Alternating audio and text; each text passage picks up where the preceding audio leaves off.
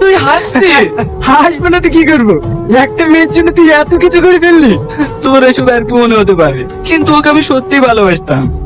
ও আমার সাথে এমন বিশ্বাসঘাতকতা করবে আমি কোনোদিনও ভাবতে পারিনি। ওকে এর পরিণাম ঠিকই পেতে হবে, আর আমার এই রিভেঞ্জে সাহায্য করবি তুই। আমি? হ্যাঁ তুই। কিভাবে? আমি যা বলবো তুই তাই তাই করবি।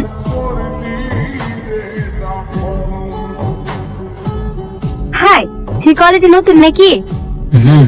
আমি সাথী।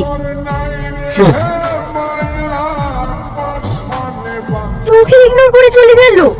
যাই বলিস, ছেলেটা কিন্তু বেশ হ্যান্ডসাম। ও যতই বড় লোকের ছেলে হোক, আমি ওকে আমার গোলাম বানিয়ে ছাড়বো।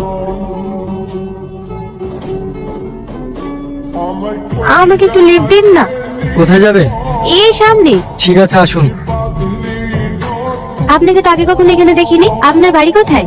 আমি দেশের বাইরে পড়াশোনা করতাম, এই কিছুদিন হলো এসেছি। হে, এখানেই থেকে যাওয়ার প্ল্যান করছেন বুঝি? আপনি কি করে জানলেন? হে, এই যে কলেজে অ্যাডমিশন নিলেন। বাহ, আপনি তো অনেক ট্যালেন্টেড দেখছি, সবকিছু তাড়াতাড়ি বুঝে ফেলছেন। আমি এমনই, কাছের মানুষগুলোকে খুব তাড়াতাড়ি বুঝে ফেলি। মানে? কিছু না। আপনার ফোন নাম্বারটা পাওয়া যাবে? নাম্বার কি করবেন? আপনি তো এই কলেজে নতুন এসেছেন, আর কিছুদিন বাদে এক্সাম। আপনাকে স্যারের লেখানো আগের নোটস গুলো পাঠিয়ে দিতাম। হে, ধন্যবাদ।